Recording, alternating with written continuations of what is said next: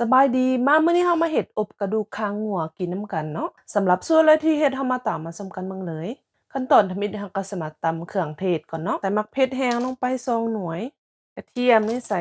4กีบตัวนี้ก็สิแม่นข่าเนาะข่าแห้งข้อยเอาไปแช่น้ำเด้อใส่ประมาณ7-8เปียงนี่แหละหอมแดงหัวหนึ่ง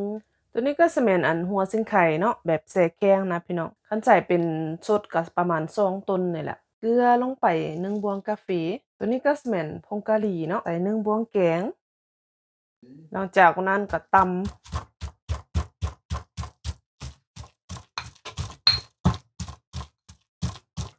ตำให้มันมุนละเอียดเข้ากันดีประมาณนี้ถือว่าได้แล้วบัดนี้ก็สิเอาไปผัดตั้งหม้อแล้วก็ใส่ลงไปเลยบ่ต้องใส่น้ำมันพี่น้อง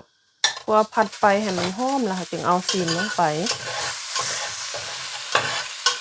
ประมาณนี้แล้วก็สิเอาซีนลงไปดูข้างงัวนี่ค่อยใส่2กิโลเด้อ ขั้นตอนนี้เขาสิพอนไฟลงเนาะกับคั่วผัดไปดาดไปให้ซีนงัวหรือว่าดูข้างงัวมันสุกประมาณ70%เขาจึงเอาน้ำลงไปเนาะเพื่อเขาอยากได้น้ำมันหรือว่าไขมันดูข้างงัวมันออกนะพี่น้องมันจึงนัวแซ่บตัวนี้ก็ใส่อบเชยป่วยกับเนาะใส่แนวละแทงแนวละดอก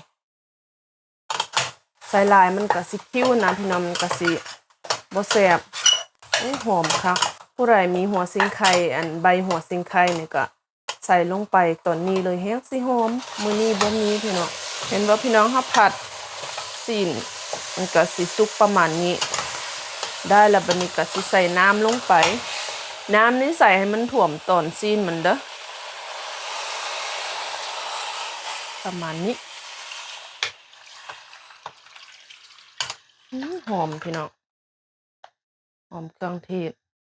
ขั้นตอนนี้เราก็สิมาปรุงรสชาติเลยใส่แป้งนัวลงไป1บวงกาแฟบ่มักบ่ใส่ก็ได้หรือว่าสิใส่ขนอกไก่ก็ได้เนาะน้ำตาลอ้อยนี่ใส่ลงไป1บวงกาแฟคือกันบ่มักบ่ใส่ก็ได้ใส่น้ำปลาลงไป3บวงเพราะว่าเราใส่เกลือลงไปตอนเราตำเครื่องเทศเนาะคือข้อยเว้าเนาะปรุงตามรสชาติเรามักเรากินแหละพี่น้อง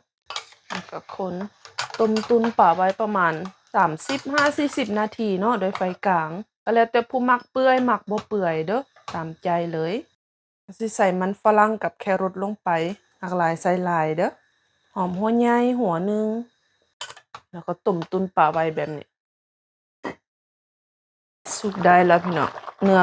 มันก็สิเปื่อยดีนัวรสชาติซิมแล้วพี่น้องมันจะออกนัวเค็ม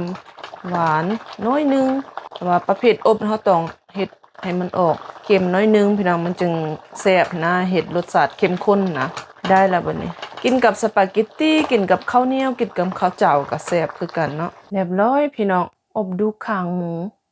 สำหรับวันนี้ขอลาไปก่อนพบกันในคลิปต่อไปถ้ามักก็กดไลค์ถูกใจก็กดแชร์ให้ได้เด้อสมัยเลยบ๊ายบาย